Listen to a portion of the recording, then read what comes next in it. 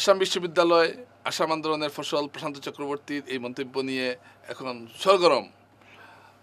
আমরা প্রশান্ত চক্রবর্তীর পক্ষ হয়ে কিছু ফেসবুকে অনেকে তার কিছু অনুগতরা প্রশান্ত চক্রবর্তীকে সাফাই দেওয়ার চেষ্টা করছেন, কিন্তু আমরা দেখছি যে বিভিন্ন মহল থেকে তীব্রভাবে এটা নিন্দা করা হচ্ছে। আসাম বিশ্ববিদ্যালয় আসাম আন্দোলনের ফসল এই নির্জলা মিথ্যা মন্তব্যের জন্য প্রশান্ত চক্রবর্তীর উপর ক্ষেপে আছেন বরাকের মানুষ, এবং বাংলা সাহিত্য সভার হয়ে তিনি যে মন্তব্যটা করেছেন এটার জন্য এখন তাকে কাঠগড়ায় তোলা হচ্ছে। এ বিষয়ে আমি গতকাল আপনাদের কাছে বলেছি, আজকেও এই বিষয়টা আসছে।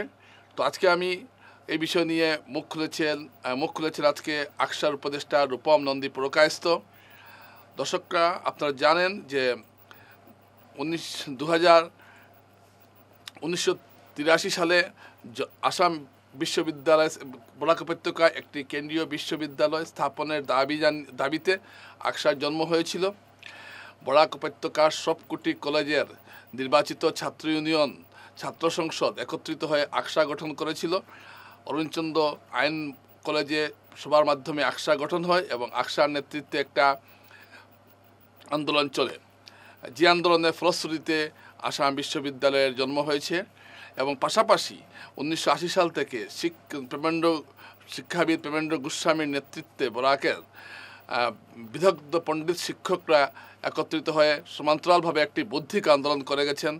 ভাষা শিক্ষা সংরক্ষণ সমিতির নেতৃত্বে শ্রদ্ধেয় প্রয়াত প্রেমেন্দ্র গোস্বামীর নেতৃত্বে এই দুই আন্দোলনের ফলে বরাক উপত্যকায় একটি কেন্দ্রীয় বিশ্ববিদ্যালয় স্থাপিত হয়েছে। এই ইতিহাসকে আজকে মুছে দেওয়ার চেষ্টা করা হচ্ছে এবং এই যে কথাটা বলেছেন এবং এর প্রতিবাদে আজকে আকসা উপদেষ্টা রূপম নন্দী পুরকায়স্থ অত্যন্ত সুন্দরভাবে একটি সাংবাদিক সম্মেলনে করেছেন শিলচর প্রেস ক্লাবে, এবং সেখানে তিনি পুরোভাবে তুলে ধরেছেন কিভাবে কেন্দ্রীয় বিশ্ববিদ্যালয় নিয়ে আন্দোলন, কিভাবে এটাকে নষ্ট করার চেষ্টা করা হয়েছে, সমস্ত কিছু অত্যন্ত সংক্ষিপ্তভাবে তিনি তুলে ধরেছেন।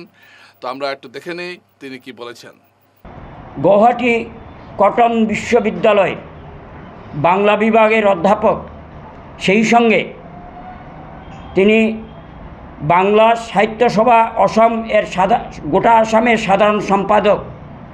আমন্ত্রিত অতিথি হিসাবে আসাম বিশ্ববিদ্যালয়ে এসেছিলেন 19 মের দিন।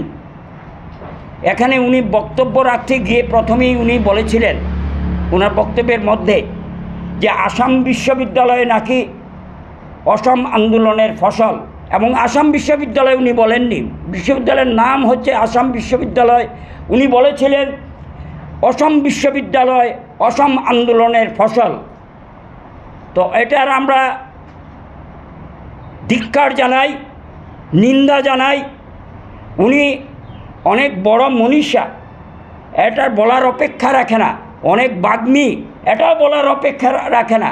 অনেক পণ্ডিত, এটাও বলার অপেক্ষা রাখে না। কিন্তু এখানে এসে ইতিহাসকে বিকৃত করার অধিকার তাকে কে দিল? আমি জীবনের 10টি বৎসর সংগ্রাম করেছিলাম এই বিশ্ববিদ্যালয় প্রাপ্তির জন্যে। প্রদীপ দত্ত রায়ের নেতৃত্বে 1983 15ই মে বরাক উপত্যকার নির্বাচিত ছাত্র প্রতিনিধিদের নিয়ে 1983 15ই মে শিলচর একে চন্দ্র ল কলেজে আকসার আত্মপ্রকাশ ঘটেছিল। তখন নাম ছিল অল কাচা স্টুডেন্ট অ্যাসোসিয়েশন। পরবর্তীকালে এসিএসএ আকসা এবং একেএসএ আকসা, অল করিমগঞ্জ স্টুডেন্ট অ্যাসোসিয়েশন, তার সম্মিলিতভাবে তারপর হাইলাকান্দি জেলা হওয়ার পর all Cachar Karimganj Hailakandi student association অর্থাৎ আকসাই থেকে যায়। এখানে আপনারা জানেন যে বিশ্ববিদ্যালয় প্রাপ্তির আন্দোলন করতে গিয়ে আমাদেরকে অনেক সংগ্রাম করতে হয়েছিল। আমাদেরকে কখনো রাজ্যিক বিশ্ববিদ্যালয়, কখনো বা নেহু ক্যাম্পাস, নেহু অর্থাৎ নর্থ ইস্টার্ন হিল ইউনিভার্সিটির ক্যাম্পাস রাজীব গান্ধী ঘোষণা করেছিলেন 1985 12 আগস্ট গুয়াহাটি জাজেস ফিল্ডে রাজীব গান্ধী আমাদের জন্যে নেহু ক্যাম্পাস ঘোষণা করেছিলেন। আমরা ঘোষণা বিরোধিতার পূর্বেই অল খাসি স্টুডেন্টস ইউনিয়ন তার বিরোধিতা করেছিল। আমরা এমনিতেই বিশ্ববিদ্যালয় পাইনি। 13 তারিখ আমরা 13 আগস্ট 1985 আমরা তার বিরোধিতায় রাস্তায় নেমেছিলাম।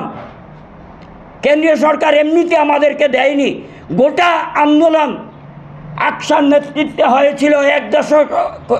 এক দশকেরও বেশি সময়কাল, জীবনের 10টি মূল্যবান সময় আমাদেরকে ব্যয়িত করতে হয়েছিল। আপনারা জানেন যে 1989 সনের, আমি দাবি করে বলছি, 1989 সনে 5 মে রাজ্যসভায় প্রথম লোকসভার বিল উত্থাপিত হয়েছিল। 11 মে রাজ্যসভায় বিল পাশ হয়েছিল এবং 15 মে 1989 সেটা লোকসভায় বিল পাশ হয়। ওই বছরই 22 জুন 1989 শঙ্করদয়াল শর্মা তদানীন্তন রাষ্ট্রপতি সেটাতে স্বাক্ষর প্রদান করায় সেটা আইনে পরিণত হয়েছিল। রাজ্যসভায় বিল যখন পাশ হয় তখন এজিপি সাংসদরা এই বিলের প্রচণ্ডভাবে বিরোধিতা করেছিলেন। বিল তেরে গিয়েছিলেন, বিনোদ গোস্বামী থেকে আরম্ভ করে সবাই, এবং এই বিলের কপি সেদিন উনারা ছিঁড়ে ফেলেছিলেন। আজকে এরা কৃতিত্ব নিতে চাইছেন। কিভাবে 2টা কৃতিত্ব নেবেন? সেদিনের সেই আন্দোলনের কে বিরোধিতা করেছিলেন সেই সময়ে সরকার, অগপ সরকার। আমরা দেখতে পাচ্ছি এই অগপ সরকারের আমলে আমরা কোনো জমি পাইনি। হিতেশ্বর শইকীয়া ক্ষমতায় আসার পর আমাদেরকে জমি দিয়েছিলেন। আমাদেরকে ডেকে নিয়ে আমাদেরকে জমি দেওয়া হয়নি। সেদিন আমাদের পক্ষ থেকে গুয়াহাটি বসেই বলা হয়েছিল যে বরাক উপত্যকার জন্য পৃথক বরাক ল্যান্ড চাই। অর্থাৎ আমাদেরকে ডেকে নিয়ে তদানীন্তন আমাদের সভাপতি প্রদীপ দত্ত রায়ের টিমকে নিয়ে বলা হয়েছিল আলোচনা, কিন্তু আলোচনায় ওনারা তেজপুর কেন্দ্রীয় বিশ্ববিদ্যালয়ের জন্য সিদ্ধান্ত নিলেন। এর চেয়ে আর দুর্ভাগ্য কী হতে পারে? এই হচ্ছে গিয়ে বিশ্ববিদ্যালয় প্রাপ্তির একটা ছোটো মোটো ইতিহাস তুলে ধরছি। আরও বলছি, 1989 সনে বিল পাস হওয়ার পর এই বিশ্ববিদ্যালয়কে আমাদেরকে 4 বছর অপেক্ষা করতে হয়েছিল। কারণ ওনাদের দাবি ছিল যে তেজপুরে অনুরূপ একটা কেন্দ্রীয় বিশ্ববিদ্যালয়, অর্থাৎ একমাত্র রাজনৈতিক কারণে তেজপুরকে যতদিন কেন্দ্রীয় বিশ্ববিদ্যালয় না দেওয়া যায় ততদিন বরাক উপত্যকার ভাগ্যাকাশী কোনো বিশ্ববিদ্যালয় হবে না। বাস্তবে তাই হলো। অর্থাৎ 1989 সনে বিল পাস হওয়ার পর 22 জুন সেটা আইনে পরিণত হওয়ার পর আমাদেরকে 4 বছর অপেক্ষা করতে হয়েছিল। 1991 21শে জানুয়ারি ভারতবর্ষের তদানীন্তন প্রধানমন্ত্রী PV নরসিংহ রাও প্রথম উপাচার্য হিসেবে অধ্যাপক জয়ন্তভূষণ ভট্টাচার্যকে প্রথম পরিচয় করিয়ে দিলেন দরগাকোনায় মাত্র। জানেন, ভারতবর্ষের মধ্যে যদি কোনো বিশ্ববিদ্যালয় থেকে থাকে, পৃথিবীর মধ্যে যদি কোনো বিশ্ববিদ্যালয় থেকে থাকে, এই আসাম বিশ্ববিদ্যালয় যার কোনো শিলান্যাস হয়নি। অর্থাৎ একটা শিশু জন্ম নিতে না নিতেই তাকে আতুর ঘরে ফেলে দেওয়া হয়েছিল। জানেন, এই শিলান্যাসের বিরোধিতা করে আশু অগপ সেদিন 10 ঘন্টার অসম বন ডেকেছিল। আমরা সেদিন শিলান্যাস কেন হবে না এর জন্যে বরাক উপত্যকায় 24 ঘন্টার বন ডেকেছিলাম। সেদিন বিজেপি আমাদেরকে সমর্থন করেছিল, সেটা ভুললে চলবে না। আমরা বন ডেকেছিলাম, শিলান্যাস কেন হবে না। আর শিলান্যাস বাতিলের দাবিতে আশু অগপ 10 ঘন্টার অসম বন ডেকেছিল। আপনারা জানেন, এই বিশ্ববিদ্যালয়ের একটা ইতিহাস আছে। আজকের প্রজন্ম এই ইতিহাস জানে না বলেই এই জায়গায় এসে দাঁড়িয়েছে। অনেক কাঠখড় পুড়িয়ে যখন সোমনাথ অনেক হয়েছিল সোমনাথ দাশগুপ্ত সেটা অধ্যাপক সুবীরকরকে বই লেখার নির্দেশ দিয়েছিলেন কমিটি করে, ওনাকে চেয়ারম্যান করে। যাই হোক, বেলাদাস প্রথমে চেয়ারম্যান ছিলেন। যাই হোক, বই ছাপাখানায় গিয়েছিল সানগ্রাফিক্সে, কিন্তু দিলীপচন্দ্র নাথ 65,000 টাকা স্যাংশন হয়েছিল, সব নথিগুলো আমার কাছে আছে। তারপর দিলীপচন্দ্র নাথ উপাচার্য হয়ে আসার পর সানগ্রাফিক্স থেকে এক নির্দেশ মর্মে এটা ঘুরিয়ে নিলেন যে এটাকে নাকি আবার দেখতে হবে। আজকে যদি আজকের প্রজন্ম এই বইটা যদি বইটি থাকতো তাহলে আর এই বিশ্ববিদ্যালয় অসম আন্দোলনের ফসল এটা কেউ বলার সাহস পেতেন না। আজকে এর জন্য পুরো দায়ী দিলীপচন্দ্র নাথ। তিনি বাঙালি হয়ে বাঙালির সবচেয়ে বড় শত্রু ছিলেন।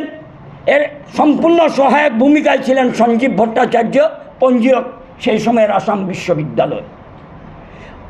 দিলীপচন্দ্র নাথের নির্দেশে এবং সঞ্জীব ভট্টাচার্যের অঙ্গুলি হেলনে সেটা বই ছাপাখানার থেকে ঘুরিয়ে নেওয়া হয়েছিল। এর চেয়ে দুর্ভাগ্য আর কি হতে পারে। এখন বর্তমান আজকে এখনও আমরা তদবির করছি বিশ্ববিদ্যালয়ের বইটি প্রকাশ হোক, এবং যদি প্রকাশ না হয় তাহলে এভাবে আজকে এই নেতা, আজকে সেই পাঁচি নেতা এসে বলবেন এই কৃতিত্বের দাবিদার অসম আন্দোলন। এর মোটেই না। এই সেই সময়ের এজিপি সাংসদরা দাঁতে দাঁত কামড় মেরে এই বিলের বিরোধিতা করা, জমি না দেওয়া, প্রত্যেকটি কাজ যা করতে সুচারুরূপে ওনারা করেছিলেন। অগপর সময় আমরা কোনো জমি পাইনি, সেই ইতিহাস ভুললে আমাদের চলবে না। আমি অধ্যাপক প্রশান্ত চক্রবর্তীকে হুঁশিয়ারি করে জানিয়ে চাই, বরাক উপত্যকা নিয়ে এভাবে কথা বলবেন না যে আসাম বিশ্ববিদ্যালয় না বলে বলছেন অসম বিশ্ববিদ্যালয়, নামকে বিকৃত করছেন।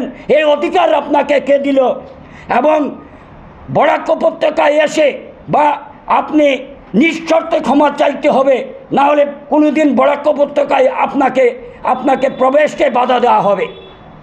এবং যারা এনেছেন এরা জাতির শত্রু, এবং যারা এই আসাম বিশ্ববিদ্যালয়ের ইতিহাস জানেন না বলেই তো এইসব করছেন।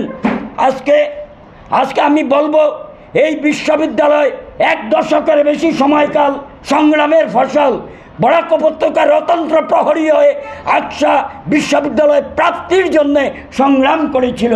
এটাকে খাটো করে দেখলে চলবে না।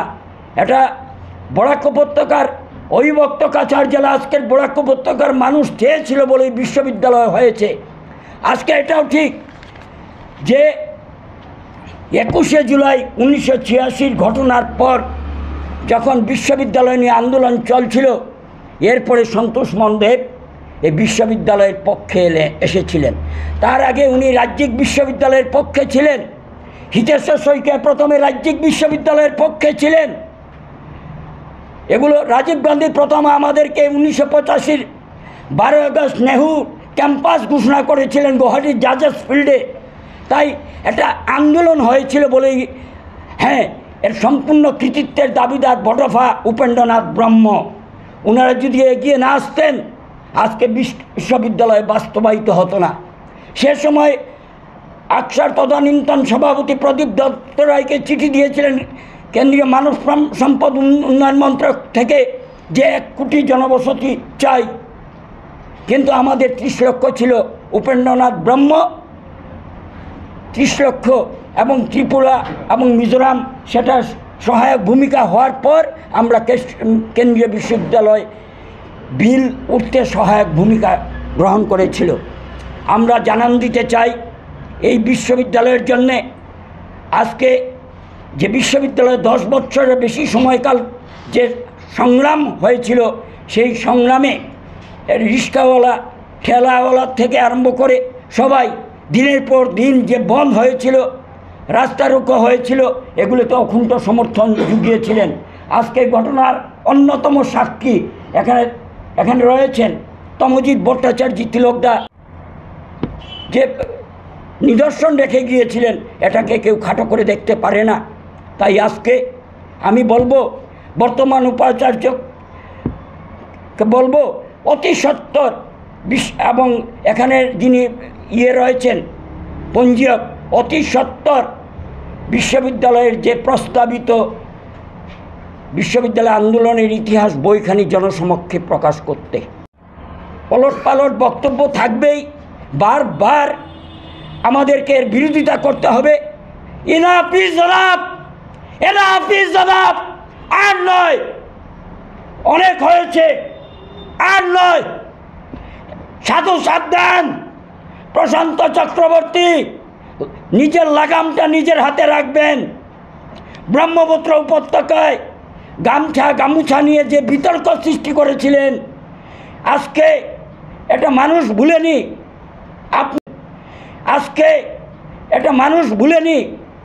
আপনি সংঘাত লাগাতে চান, আপনি ব্রহ্মপুত্র উপত্যকায় যাই করুন, বরাক উপত্যকায় এসে সংঘাত সৃষ্টি করবেন না। আজকে আমাদের কর্মবীর মুখ্যমন্ত্রী ডক্টর হিমন্ত বিশ্ব শর্মা যেভাবে আসামকে বিকশিত অসম করার জন্যে, সব জাতি জনজাতিকে একত্রিত করার জন্যে কাজ করে যাচ্ছেন, আর এ ধরনের লোক আজকে আসামকে বিষবাষ্পে পরিণত করার চেষ্টা করছে। আমরা মেনে নিতে পারি না। এ ধরনের বাগ্মী, এ ধরনের বৌদ্ধিক মানুষের আমার প্রয়োজন নেই। সমাজের শত্রু, এ ধরনের লোক আমাদের সমাজের শত্রু। তাই আমি বলবো বিশ্ববিদ্যালয়ের আন্দোলনের যেসব ইতিহাস, সেটা জনসমক্ষে প্রকাশ হলে এই বইটি আজকে তরুণ তরুণীরা, ছাত্রছাত্রীরা পড়লে আসল সত্য উদ্ঘাটিত হবে। আজকে যারা বিশ্ববিদ্যালয়ে পড়ুয়া, তারা জানে না বিশ্ববিদ্যালয় কীভাবে এসেছিল।